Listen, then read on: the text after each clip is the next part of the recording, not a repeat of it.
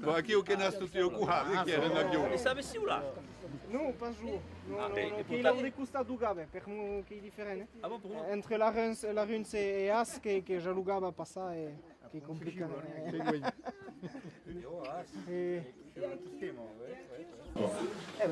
Alicia a totes e a tots, el tri que va arribar, la veig. Donc, que vam poder començar, que vull dir quelques mots in introducció au nom de l'Institut Occità de Cultura qui organitza aquest eveniment anual. De dir tot el plaer que avem de veure tan numerós e d'haver respondut a un nostre invit i a l'invit de Iaqueix, puisque avem a masses pensat a aquella serada, que hi ha eu temps de retrobar d'August, també hi ha eu temps d'escanvi i de pensar de la biene de la nostra llengua per nous qui volem que hi ha passat, que hi transmet la nostra llengua occitana du Bihar.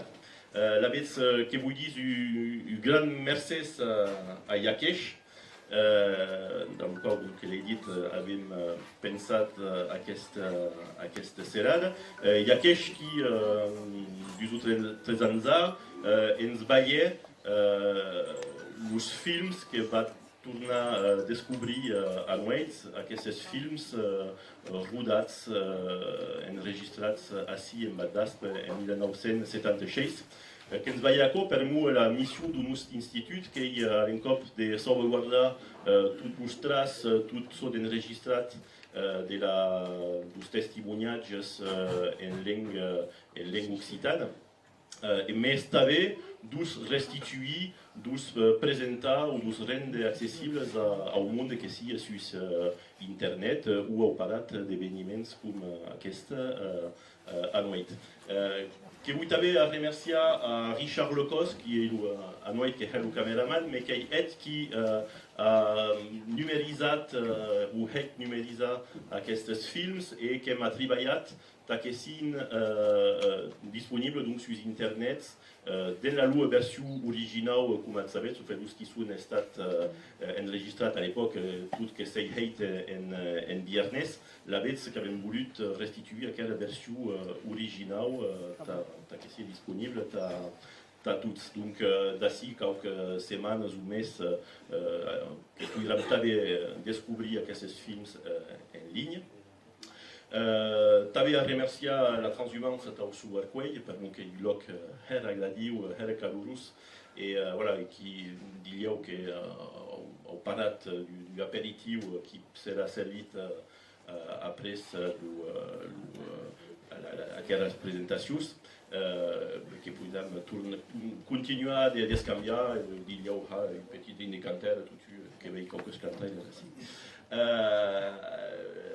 A remerciar també el nostre amic Michel Felten-Palas, qui ens ha l'amistat i l'honor d'estar present anual a l'introducció d'aquella serada. Michel qui ha fet un gran treball per França totes aquelles anades passades, de sensibilitzar el món a la necessitat de la transmissió de les llengües de França, donc així solide el viernes. Donc Michel qui caut com tot per nu que ha conferències totes les setmanes quasi que direm, que aplau que hi ha viernes també que hi ha Ossales, qui vienen d'allà, mais tout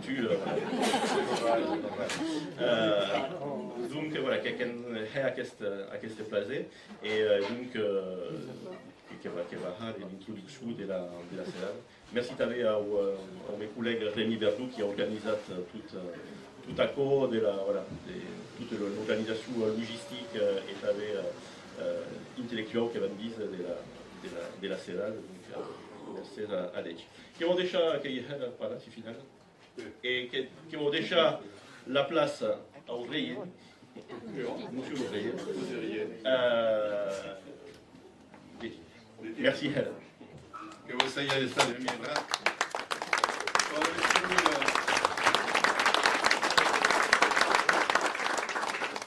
E voi dire che sei passato aquel film.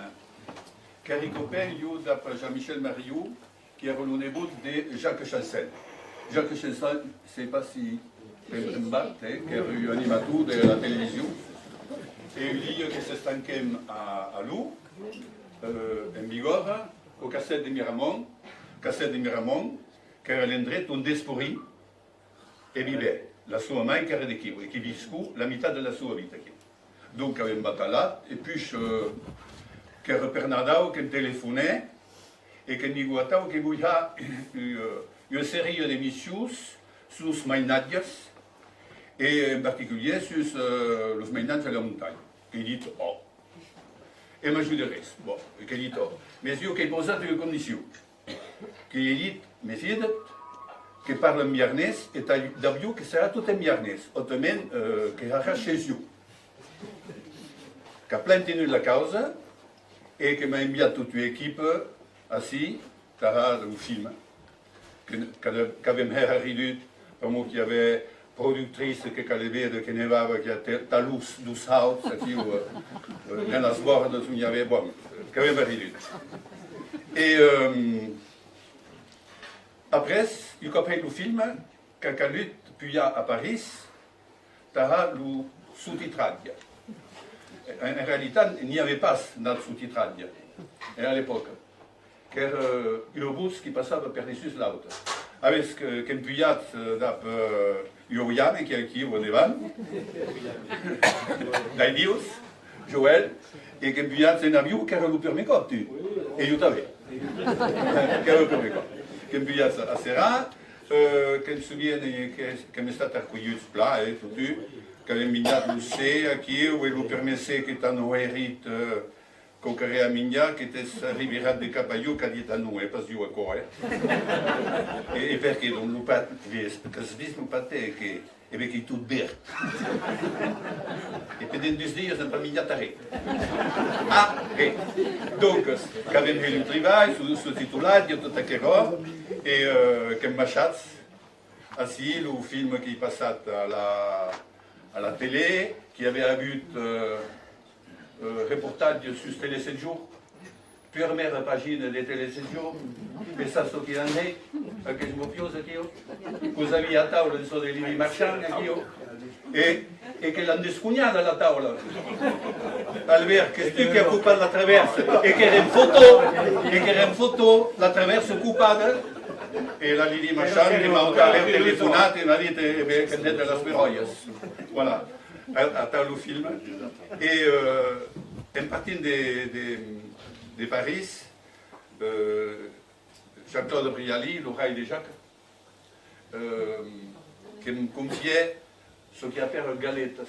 Las galetas, qui sont los films en galettes, qui sont bobines de films. Et lui, t'as l'image et l'autre torso. Et voilà, qui sont demoradas del cabinet à nous sur long temps, des management et tout ça que rocan seguit.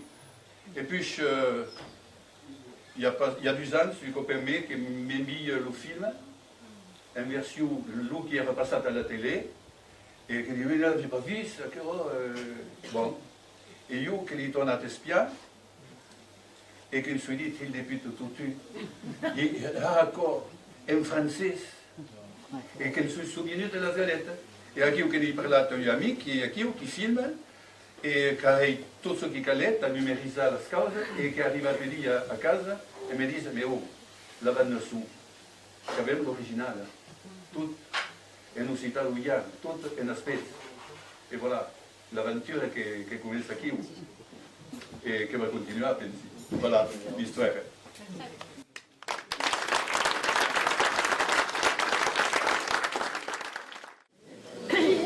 Que du stress, bon, che marche. Bon, che m'agradarait de venir a la conferenza in viernes, mas ai asta nu puderei pas, per nu che man heit la ONU de presenta cum au sares, ne la Bertat Kane ne soi pas au sares Sanse, per mu, Lupai Quero Parisia. Qui tous discutent à Paris. Voilà. Mais Lupai, qui avait eu bus, per mu, que sei maridad da più viernes. La vez, voilà. Déjà, la vieillità de viernes et la vieillità de parisienne, diria la vieillità de viernes, qui est migrante, qui nous passe l'autre. Mais bon. Alors, donc, je ne vais pas vous passer au français. Mon histoire personnelle, donc ma mère était haut-saloise et issue d'une famille paysanne, et la langue c'était vraiment le béarnais de toute la famille. Pas moi, le petit parisien, on me parlait français, mon père aussi, mais ma mère, ses frères, ses parents, ses voisins, voilà, tout le monde parlait béarnais. C'était à peu près, moi je passais toutes mes vacances en Dessau, à peu près à cette époque-là, notamment, et vous avez connu ça, c'était vraiment la langue du quotidien. Comme c'était la langue du quotidien dans ce village, et comme ici, j'imagine, depuis 1000 ans, à peu près. Et à l'échelle de ma vie, j'ai à peu près votre âge, je pense, ce qui n'est pas beaucoup quand on s'intéresse à l'histoire des langues. J'ai vu cette langue dans le village de ma mère non pas disparaître, elle est encore pratiquée, mais elle est devenue minoritaire. Et si on prolonge les courbes, malheureusement, il y a tout lieu de penser que si rien ne change, elle aura disparu dans quelques décennies. Mais il y a un mot important, c'est si rien ne change. Et c'est ce que je vais vous expliquer là. Donc ça, vous avez compris, ça m'a donné une sensibilité particulière aux langues qu'on appelle les langues régionales. Et c'est une des raisons pour lesquelles, moi qui suis journaliste à Paris depuis 30 et quelques années, j'écris beaucoup sur les langues de France. J'écris sur le français, c'est ma langue, que j'adore, mais j'écris aussi sur les autres langues. Parce que la deuxième raison pour laquelle je m'intéresse à ça, elle est professionnelle, c'est que depuis une quinzaine, une vingtaine d'années, maintenant, j'écris sur les langues en général, sur l'anglais, le chinois, l'espagnol, le français, et les autres langues. Et puis, je l'ai fait de manière un petit peu ponctuelle pendant des années, et puis depuis 5 ans, je publie une lettre d'information hebdomadaire qui s'appelle Sur le bout des langues. Et ce que ça veut dire hebdomadaire, c'est que chaque semaine, il faut que je fasse un article. Alors, je ne suis pas plus malin qu'un autre, ça veut dire que chaque semaine, il faut que je fasse une enquête avant de faire l'article. Et donc, je rencontre des linguistes, des historiens, des académiciens, des gens qui font des dictionnaires, des militants des langues. Et c'est comme ça que j'apprends beaucoup de choses. Et j'essaye, moi, mon travail, c'est d'aller voir les gens qui savent, et puis de le transmettre aux lecteurs, ce que je crois avoir compris.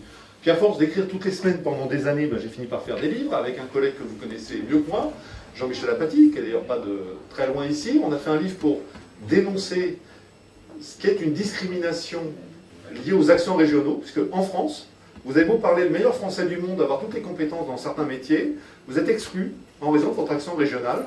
C'est vrai des journalistes de la télévision, c'est vrai des acteurs à la Comédie Française, c'est vrai des grands intellectuels, c'est vrai des patrons du CAC 40, etc., etc. Donc on a fait ce livre pour dénoncer ça. J'ai fait un livre aussi sur l'histoire de la langue française, que j'ai appelé volontairement une si fabuleuse histoire, mais fabuleux c'est dans les deux sens du terme. C'est fabuleux parce que vous allez en l'an 600, en l'an 700, le français c'est une évolution du latin parmi d'autres, et aujourd'hui c'est une des plus grandes langues mondiales. Donc c'est fabuleux. J'aimerais bien que ce soit le béarnais, une des plus grandes langues mondiales, plutôt que le français. Mais bon, voilà. Donc, ça c'est fabuleux. Mais c'est fabuleux aussi dans l'autre sens, c'est qu'on raconte des fables sur le français. Et c'est très lié au sujet qui nous occupe. On raconte que ce serait une langue supérieure, une langue claire, la langue de la liberté, etc. Tout ça, ce sont des fables, des histoires qu'on a inventées pour nous convaincre, et sans doute vous convaincre, d'arrêter de parler béarnais pour passer à une vraie langue qui serait le français. Ça, c'est pas vrai. Et j'ai profité de ce livre pour dénoncer ça. Et puis le dernier, c'est Sauvons les langues régionales. Et le titre vous dit quelle est ma philosophie. Et ça, là, c'est vraiment directement lié à ce que je vais essayer de vous expliquer. Je vais vous dire deux choses. Ce soir, c'est essayer de revenir sur les raisons pour lesquelles le béarnais a décliné depuis 50 ans. Ça, c'est incontestable. Mais vous dire aussi qu'il est encore possible de sauver le béarnais et les autres langues de France, pourvu qu'on prenne les mesures qui permettraient de le faire et qui, pour l'instant, ne sont pas prises. Voilà. Alors, je vais gagner des genoux en béton à la fin de la journée, des cuisses de musclés, ça va me faire du bien. Pourquoi le déclin du béarnais est réel ? Je pense que le film qui a été tourné en 1976, si on vient aujourd'hui dans une école publique normale en Béarn, je pense qu'il n'y a pas une école où l'institut parlerait béarnais et les enfants parleraient tous béarnais. Donc voilà un des signaux qui font que, effectivement, ça décline, mais on peut encore le sauver. Alors comment ? Alors, un mot. On l'appelle béarnais, on l'appelle gascon, on l'appelle occitan, vous l'appelez coubouillette. Moi, je m'en fiche. Je parle bien, en tout cas, de la langue qui est parlée dans cette région. Hein. Et sur le nom, je ne rentre pas dans les débats. Alors, je vais vous expliquer. J'ai pris un parallèle avec la médecine. D'abord, il y a les symptômes. pourquoi le béarnais est menacé de disparition. Ensuite, il y a le diagnostic. Il y a les vraies et les fausses raisons du déclin du béarnais.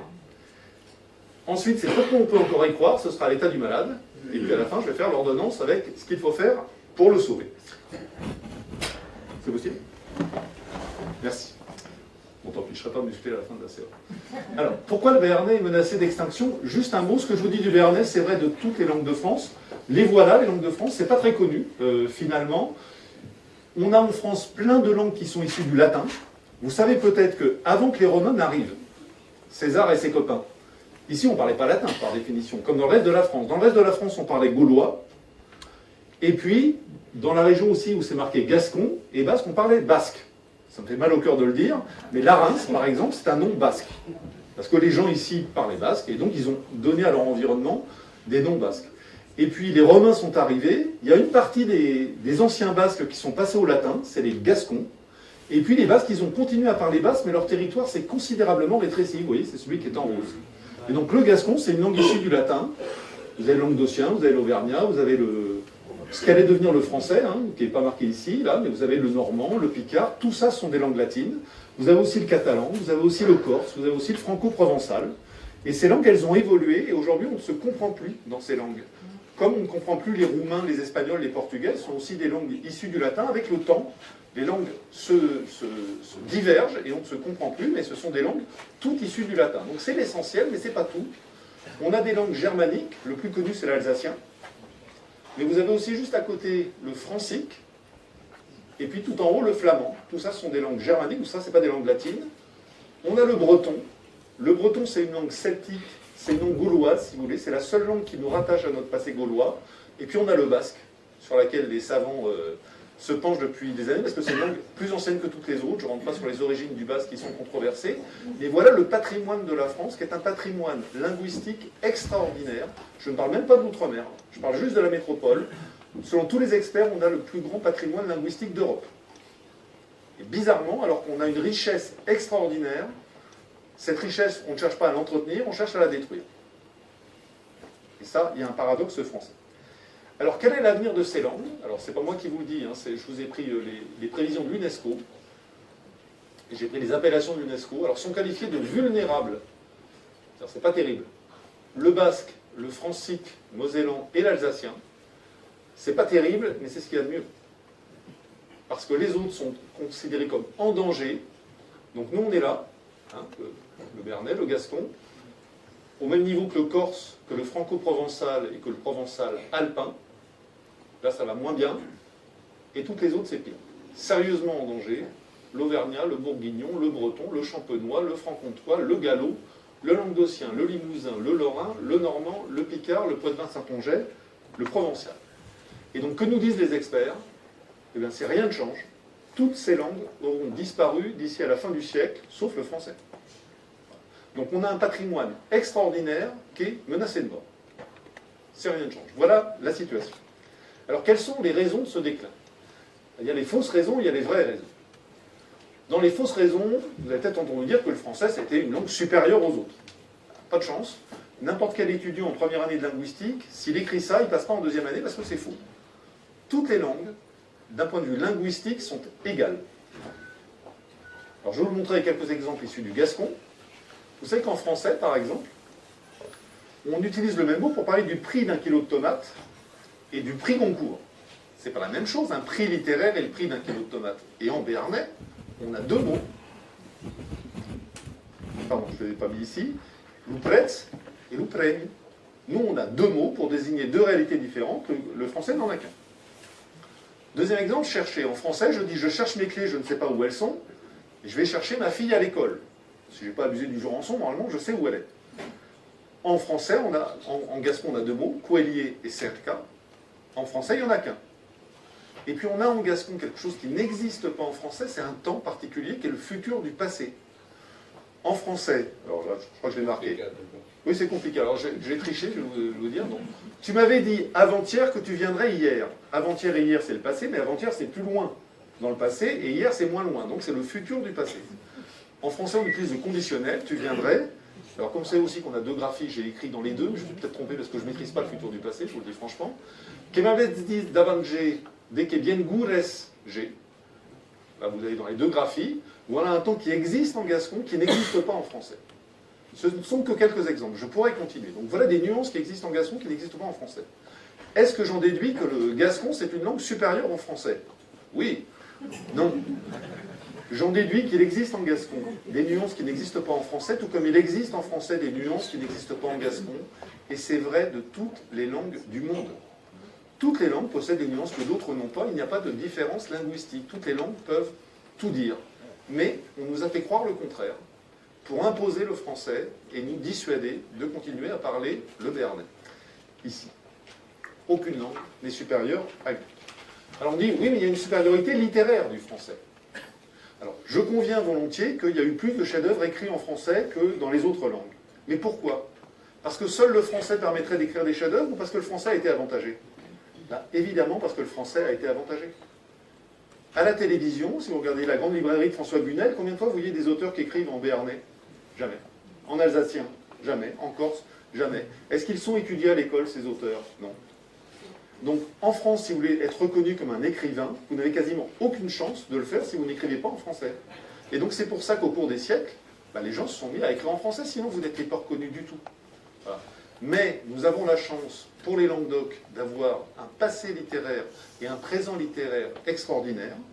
Je rappelle que les troubadours des 12e, 13e siècles, dominent toute l'Europe littéraire.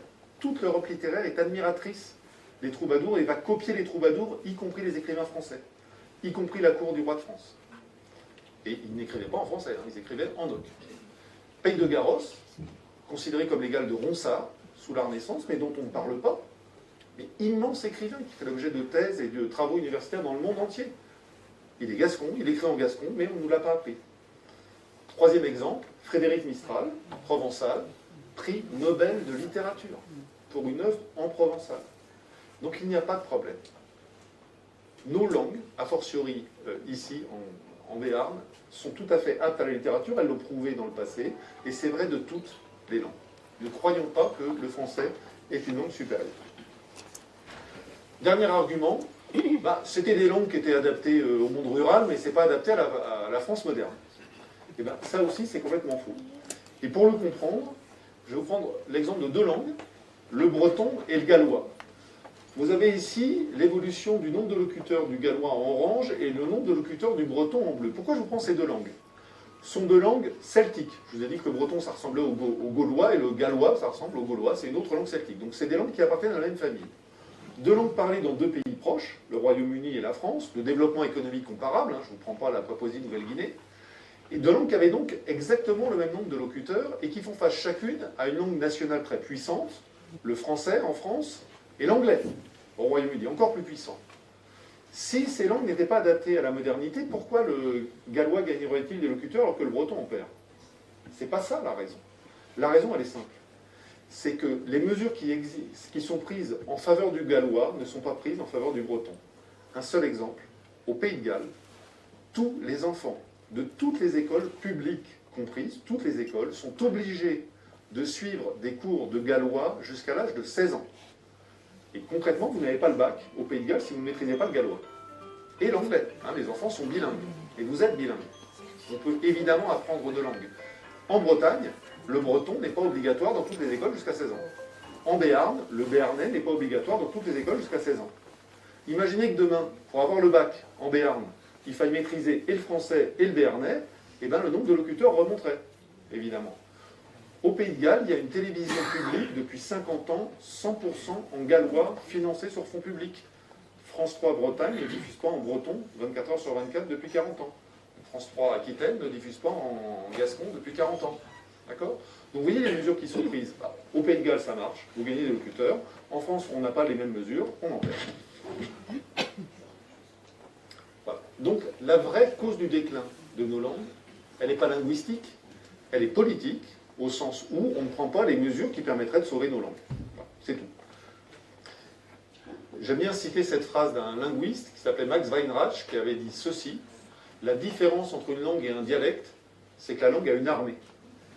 Et quand vous prenez les grandes langues qui dominent le monde, sont toutes des langues de conquête militaire et religieuse.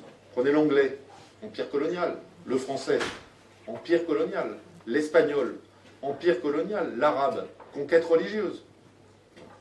Ces langues ne se sont pas imposées parce qu'elles étaient supérieures aux autres. Elles avaient une armée plus forte que les autres. Et elles ont imposé leur langue aux vaincus. C'est tout. Dans l'histoire, même s'il y a eu un traité d'union entre la Navarre et la France, c'est que théoriquement, nous sommes à égalité. Je pense que le français l'a un peu emporté sur la Navarre, malheureusement, et c'est pour ça qu'on est passé au français. La raison, elle est politique. Et dans ce domaine, il y a une mesure qui a été décisive.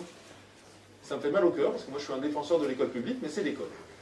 Vous savez, quand on a créé l'école obligatoire pour tout le monde, en gros à la fin du 19e siècle, on a décidé que dans un pays où la moitié des Français ne parlaient pas français, j'imagine qu'en Vallée d'Astre, à la fin du 19e siècle, le béarnais était la langue de tout le monde, et il y avait d'autres régions en France comme ça, la Bretagne et d'autres. On a décidé que dans un pays où il y avait plusieurs langues, il y aurait une seule langue à l'école, une et une seule, le français. Et ça veut dire quoi quand vous faites du français la seule langue de l'école? Ça veut dire que le français c'est la seule langue des diplômes, ça veut dire que le français est la seule langue de la promotion sociale. Ça veut dire que vous dites aux enfants de la Vallée d'Aspe et d'ailleurs, tu ne deviendras jamais facteur si tu ne parles pas français. Tu ne deviendras jamais instituteur, tu ne deviendras jamais avocat ou médecin. Si tu veux, tu seras paysan.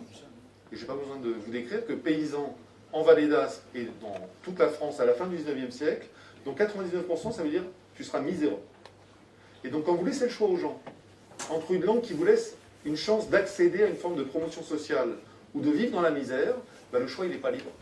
Et les parents, évidemment, et moi je ne leur reproche pas, bah, ils ont choisi dans la plupart des cas de passer au français petit à petit, pour aider leurs enfants. Mais parce qu'il n'était pas possible de faire autrement, puisque leurs enfants ne pouvaient pas s'élever socialement en continuant à parler béarnais. J'ajoute qu'on a utilisé des méthodes parfois indignes. Vous avez entendu parler de la pratique du signal, peut-être. Je prends une école, je ne sais pas où, mettons à la Reims, au hasard. Vous arrivez à la Reims, vous sortez de votre famille, donc vous parlez béarnais, votre premier jour d'école. Eh bien, si l'instituteur vous surprend à parler béarnais, il vous met autour du cou un objet ridicule, un sabot, un caillou, un os. Et si vous le gardez jusqu'à la fin de la journée, vous avez une punition. Mais vous pouvez échapper à la punition à une condition, c'est de trouver un autre enfant qui utilise un mot de béarnais à l'école. À ce moment-là, vous lui passez le symbole. Et comme ça, le symbole va se balader dans la journée. À la fin de la journée, celui qui a le symbole, il est puni. Et il devait écrire en général, sans ligne, je ne dois pas parler patois à l'école. Ça a été dans toute la France, pas dans toutes les écoles, mais dans toute la France. C'est des pratiques documentées, là je parle de travaux universitaires, de livres qui ont été faits. Donc on a associé la langue maternelle, la langue des parents, la langue de sa région, la langue de sa culture, à des notions comme la punition et la délation, la dénonciation. On a des travaux scientifiques de médecins qui montrent que ça a fait des dégâts psychologiques considérables. Certains ont raffiné, les instituteurs. On a des exemples avérés. En Alsace, un enfant qui utilisait l'alsacien, l'instituteur lui nettoyait la bouche avec du savon, parce qu'il avait utilisé une langue sale. Une école à Marseille, au début du XXe siècle. Les petites filles, alors c'était pas le symbole, la corvée à la fin, c'était pas 100 lignes, c'était tu nettoies les toilettes. Tu as utilisé une langue sale, la punition, tu nettoies les toilettes. Et les récidivistes devaient nettoyer les toilettes avec la langue. Est-ce que vous imaginez que ces enfants, une fois devenus adultes, ayant eux-mêmes des enfants, est-ce que ces petites filles, est-ce qu'à votre avis, elles ont parlé provençal à leurs enfants? Pour une langue qui ne servait à rien pour s'élever dans la société et qui pouvait vous amener à des humiliations pareilles. Non. Ces familles sont passées au français. Et c'est comme ça qu'on le fait. Et je vous dis ça avec un peu d'émotion et d'énervement, parce qu'il y a eu un documentaire il y a quelques mois, sur France 2, sur l'histoire de l'école, où tout ce passage-là était dit, certes, le français a été choisi pour l'enseignement, mais ça s'est bien passé. Voilà. On est face à une sorte de révisionnisme dans le domaine linguistique en France. On a un vrai problème. Donc on a fait en sorte, que le béarnais ne serve à rien, entre guillemets, et soit associé à des notions de honte et punition. Et donc les parents ont cessé petit à petit, là je parle de mouvement général, il y a des familles où ça a continué, mais globalement, et donc il faut bien comprendre que ça n'a pas été un vrai choix, mais un choix sous contrainte. On a conduit les gens à choisir parce que personne n'abandonne sa langue de manière spontanée. Ça, c'est pas vrai. Voilà. Alors, les choses ont changé un peu, il y a des calendrettes, le signal a disparu, et il n'y a plus d'enfants qui arrivent à l'école en ne parlant pas français, c'est aussi pour ça qu'on a arrêté. Les langues sont présentes un peu à la radio et à la télé. Elles sont même entrées dans la Constitution en 2008.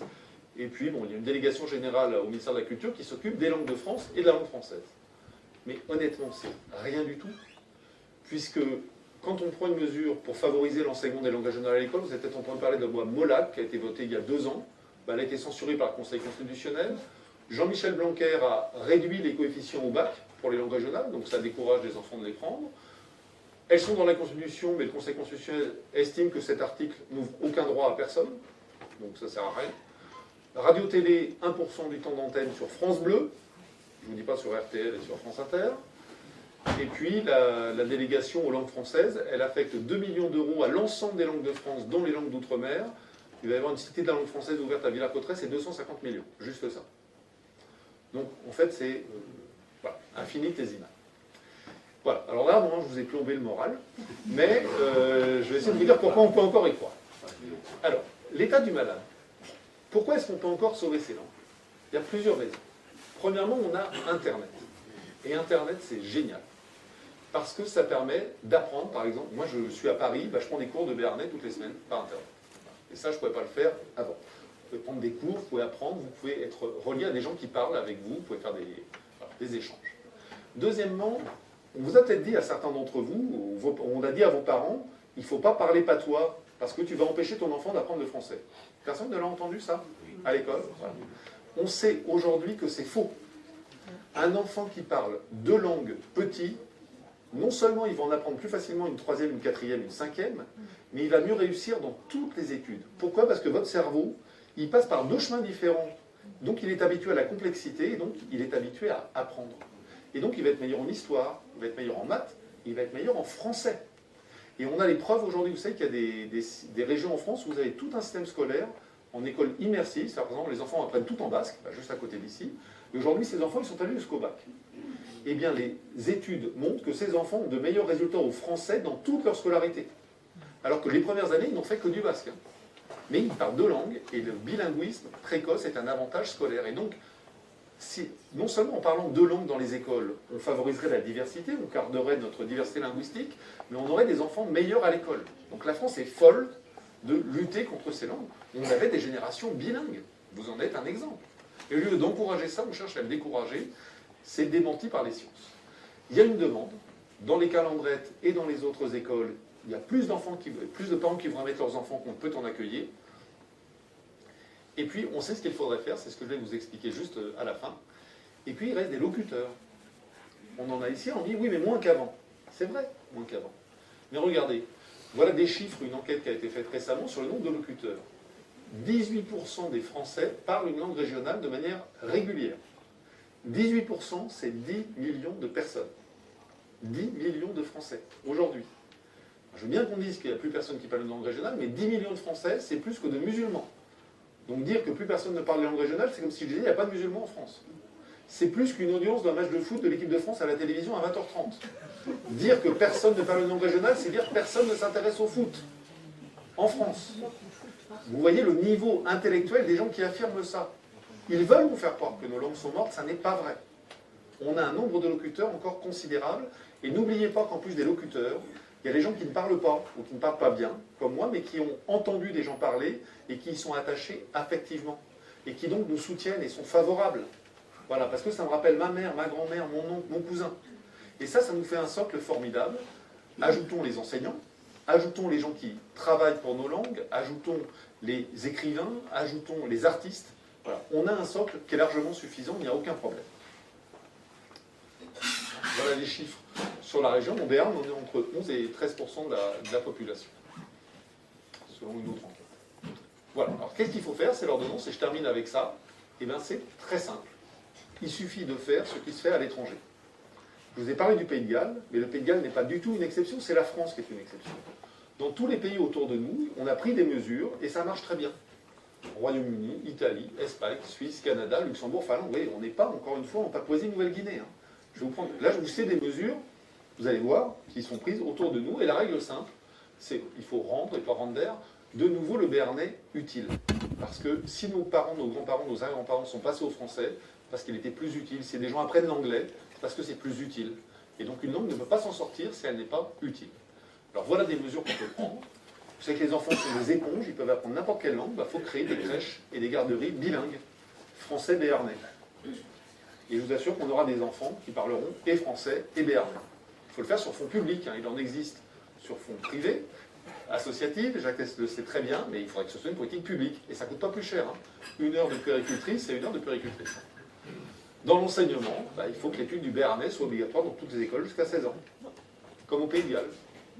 Bon, maintenant, il faut modifier la Constitution, parce que le Conseil constitutionnel a décidé que c'était anticonstitutionnel, mais bon, ça se change, la Constitution, il n'y a pas de problème. Il faut des télés et des radios en béarnais financées sur fonds publics. Ce que je dis du béarnais, vous le déclinez pour le breton, l'alsacien et les autres, hein, évidemment. Il faut imposer aux télévisions nationales un quota de 20% de chansons en langue régionale. Comment voulez-vous que nos artistes sentiers ne passent jamais sur les médias nationaux? Aujourd'hui, c'est moins de 20%, je vous l'ai dit. Il faut augmenter les subventions aux artistes qui s'expriment en béarnais. Il faut rendre le béarnais visible dans l'espace public. Il faut traduire systématiquement toutes les appellations. Il y a une charte européenne des langues régionales ou minoritaires que la plupart des pays d'Europe ont ratifiée, sauf la France. Il faut la ratifier.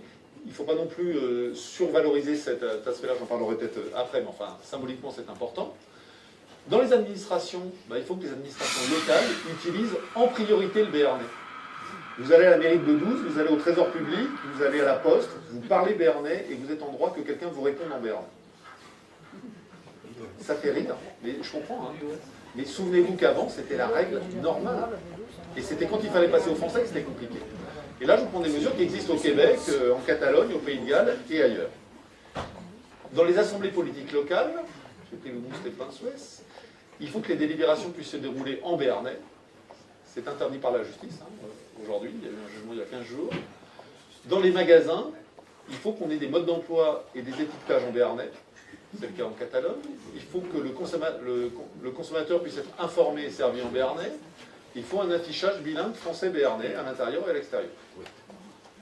Tout ça, ça apporte un nom, c'est co-officialité. Qu'est-ce que ça veut dire? C'est assez simple. Le français, c'est la langue officielle en France. Et bien, en Béarn, ce serait le français et le béarnais. En Corse, le français et le corse. En Alsace, le français et l'alsacien. En Bretagne, le français et le breton. Vous m'avez compris. Voilà. Le français est langue officielle partout, il n'y a pas de problème, c'est notre langue commune. Mais dans chaque région, la langue locale a un statut d'officialité, sinon elle meurt. Voilà, alors tout ça, évidemment, c'est normal qu'il y ait des sourires, parce que ce que je vous dis là, ça ne marche pas demain matin. On n'a pas les professionnels. Mais la politique linguistique, c'est des choses à 30, à 40, à 50 ans. On le fait maintenant. François Bayrou était le président de la République en 2027. Il nomme Premier ministre Gilles Simeoni, le président de la Corse, ministre de la Culture Paul Molac, l'auteur de la loi, qui prend comme secrétaire d'État Jacques Esch. Voilà. Et là, ça va avancer, et les fruits de cette politique, ils seront visibles en 2050, en 2060. C'est comme l'écologie, si vous voulez. On ne dit pas, tiens, on va baisser de 2 degrés les températures d'ici demain matin. On prend des mesures, et peut-être que ça marchera. C'est exactement la même chose. Nos langues n'ont pas décliné du jour au lendemain. Nos langues ne revivront pas du jour au lendemain, mais c'est comme ça que ça marche. Voilà. Et puis j'ajoute un dernier mot sur les accents. Il faudrait obliger les chaînes de télévision et de radio à respecter la diversité des accents dans leurs journaux et dans leurs émissions. La moitié des Français parlent avec un accent régional. La moitié des journaux télévisés devraient être présentés avec un accent régional. C'est pas le cas.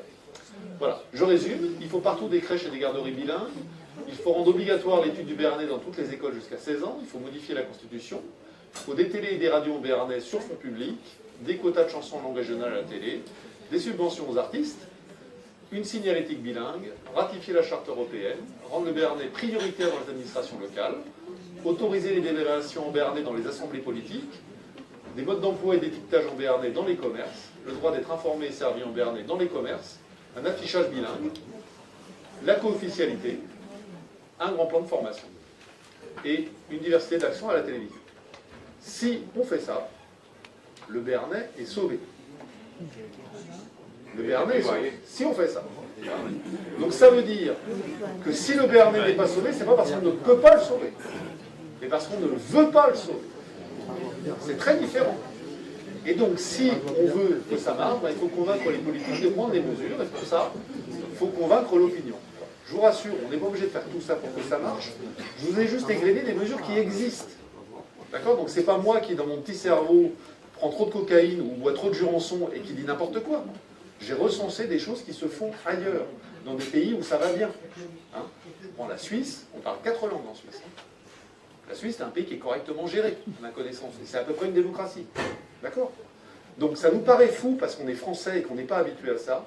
Mais quand vous allez dans des pays étrangers, c'est la politique française qui paraît folle. Surtout quand je vous répète qu'on a la plus merveilleuse diversité linguistique de toute l'Europe. Donc c'est possible. Et en même temps, il faut garder l'espoir parce que l'opinion, quand elle est interrogée dessus, elle y est favorable. Même enquête. Je trouve dommage que la pratique des langues régionales ne soit pas plus encouragée. 61% des Français sont d'accord. Parce que les Français ont compris que s'il y a une langue qui menace le français, c'est pas le béarnais, c'est pas le picard, c'est pas le breton, c'est peut-être l'anglais. Et peut-être que nos élites qui prennent les mesures anti-langue régionale devraient se balader dans les rues, regarder les publicités, ouvrir la télé et voir qu'il y a de l'anglais partout. Et qu'on le laisse faire. Mais qu'en revanche, quand nous on dit, tiens, ce serait bien que mon enfant puisse apprendre le béarnais à l'école, anticonstitutionnel. On est fou. On est fou. On peut être et béarnais et français. Tous, ou au moins tous ceux qui parlent béarnais, parlez béarnais à vos enfants. Parlez béarnais à vos petits-enfants. Parlez béarnais avec vos copains quand vous les croisez au café. Rendez cette langue vivante. Et je vous le redis, mais vous êtes encore nous. Essayons de sauver le gaulois, ça va être compliqué parce que le locuteur du gaulois, il n'y en a plus. On a encore des locuteurs. Et cela, c'est le noyau formidable. Vous avez une richesse formidable que vous ne mesurez pas parce qu'on vous a appris le contraire, peut-être. Quand vous avez eu Jacques H comme instituteur, vous avez moins d'excuses que les autres. Vous êtes porteur d'une culture et d'une langue millénaire. Millénaire. Et vous possédez cette langue. Rien ne vous empêche de la parler à chaque fois que vous en avez l'occasion. Et si vous le faites à vos enfants et vos petits-enfants, non seulement vous transmettrez la langue, mais n'oubliez pas que vous allez favoriser leur réussite scolaire. Donc ne vous privez pas. Faites-le. Ce que vous pouvez faire aussi,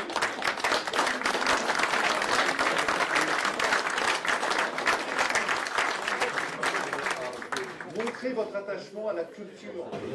Allez dans les festivals. Faites pression sur vos élus.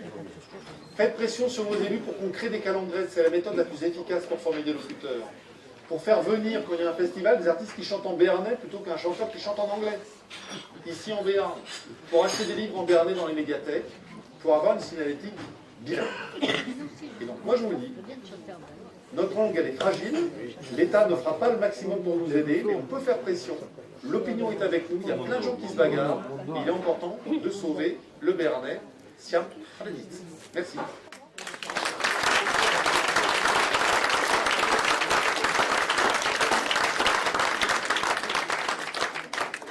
Io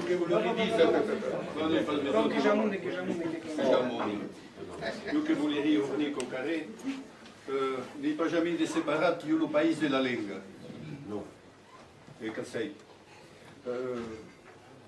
que vivem une période de tempores qui sont d'une spéciale par rapport à la Vienne qui s'attend per les vents, que vedete de che vuoi parlare, le cambiamento climatico e tutto che roba, e che a causa che si passa, terribles. E io che penso che andare assim, che ben tutto ce qui cau, la langue, le pays, da poter pensare lo non sta bene dello futuro. Voilà.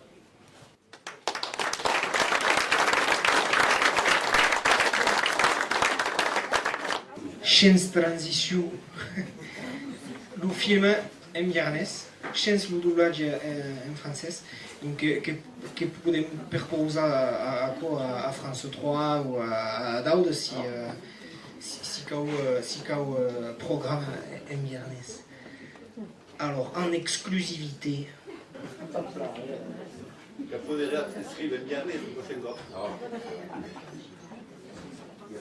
Acum eu tam ne-am păcat că a culiet. Saps tu hai Sumania? Oui. Non. Mais d'abord, qui cau muia. Après, qui cau let in cau de. Qui cau cau hara let. Cau daca ja. Depois que cau ficar in depressão de gente. Cau e cau deixar repousar o oro. Claro que espera de oro. Que investe.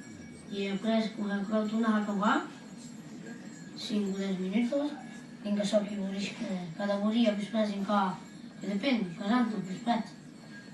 E depois que deixo pousar 10 minutos, depois que o amassau, e depois que canta e morde, Després de baix, cuclicicando de peres de guios, i cheque culo, papat, ta visio, ta denju visero, i après checo, i canta tatsaliu, o dentro dio, e après cucau salau, tu dio, avui fem pel pel, salam al matí, i après coneixem el posar. Vinga, se insieme al pla matí ta vedem. Che va stato in verità? Un paesà, uier. No? Perché? Si parla de les valides va casar tant, si la més pla. I si ho estudieu, si Tu parla. vas poder trobar compagnia? Oh, si pots. L'hiver que voy a ver barcos, limusinos, que voy prendre limusinos, que van de terra, si poden, van de terra i pendents que volen mirar a la muntanya, out. Ata l'estiu que premerei voglio un guardo. Perché che non Come per il patavilo, Perché non hai uno spazio così? che si fa poi iscrizione, ho pubblicato. E après? Il tempo per questo.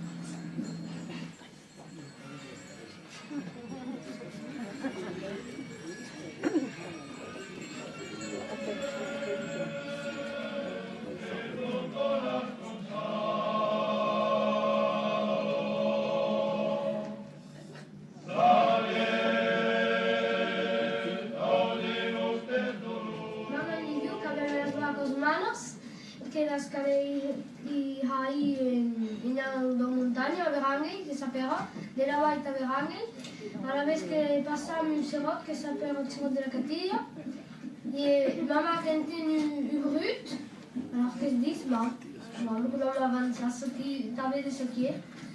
A la vez les barcos que espiaron todos a la Catsus, també de ce qui s'y passait, mais les barcos que l'avaient encendit, pues no l'hem vist res, bon.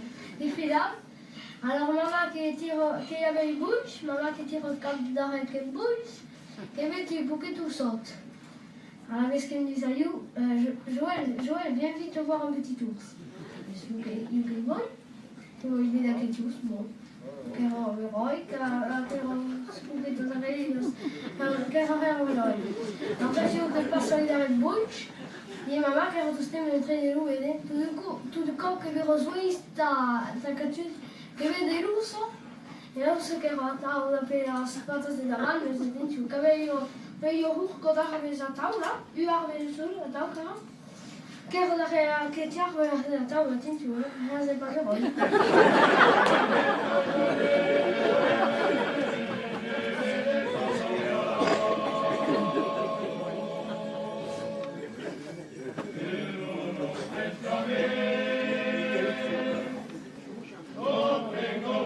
Che pensate, usais, della Viena nella Marina? La vale que si continue tau, si continue tu sistema que tiene que la vale que está morto. Tu que speri apre las terras e las juntos, che autunna vive tutta però, che come hai detto, che tu periodo che mi piace.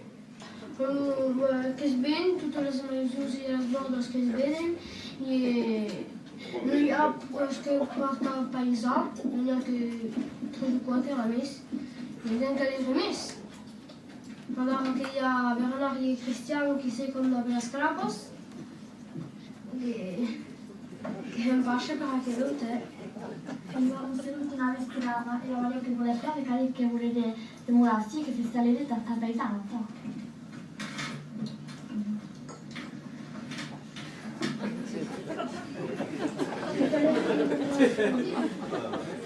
Non, c'est dommage, che l'eroe era volontaire. Que parteixen, els joves que parteixen per que tu penen i volen pas treballar en penen, que volen les màquines en planer. I tu que es ven a Ix de la Vila, que se'n van, tots que se'n van. Se'n van i si e c'era quello che curmano e le valeo che vorrei curmare pareil, e si n'y a pas pour, alors qu'il n'y a drimes, a quelque qui a mis des sauces, il y a des sauces. Je voulais rentrer dans la machine, mais non des grands qui partaient. Je voulais rentrer dans la machine, mais non podem pas prendre que penen. Mais podem pas la pena machine, parce que j'ai avoir avec la pena main. Alors c'était qu'il y a que la foucheuse il y a tout fallu avec et tout le reste que voit la main. Donc penen.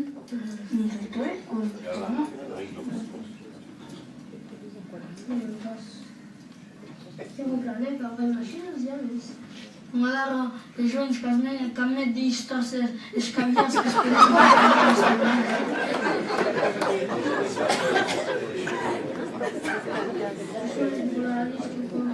Aici știu că ea votul ăsta stem la 33, Liberto per la liber. Era la re, quasi un hack di senso.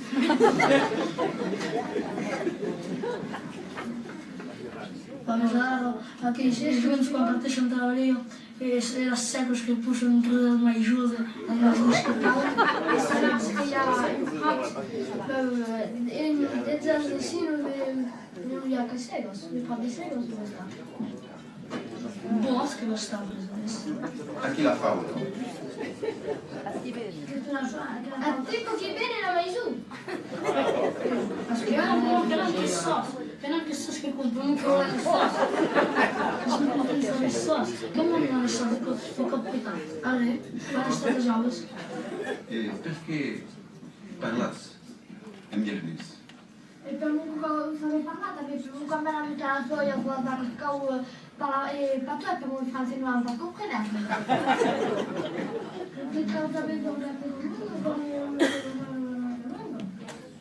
E che era un Não, país. só não passa que vou perder.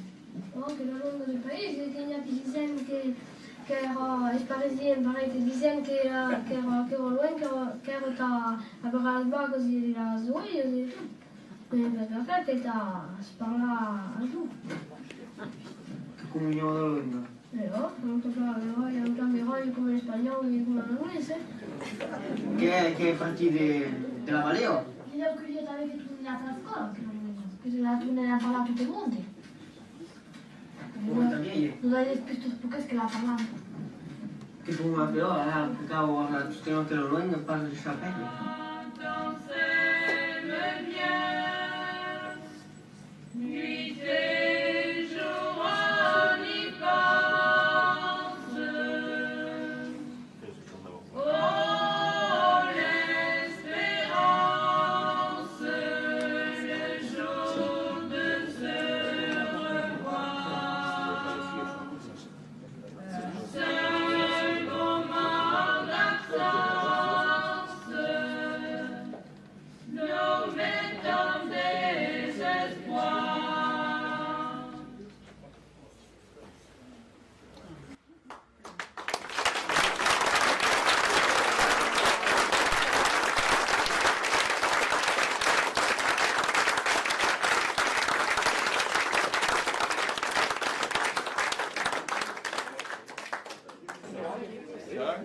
Conoscete pensi tu,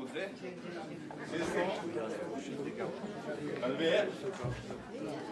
Come i malini tutti.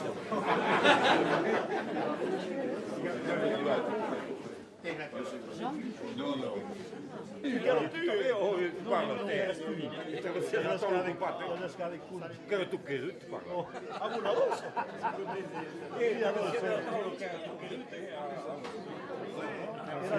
La mano della tavola e ce l'avete fatto che c'è. Adesso viene. Chi è che mi ha invitato qua? No, è che diciamo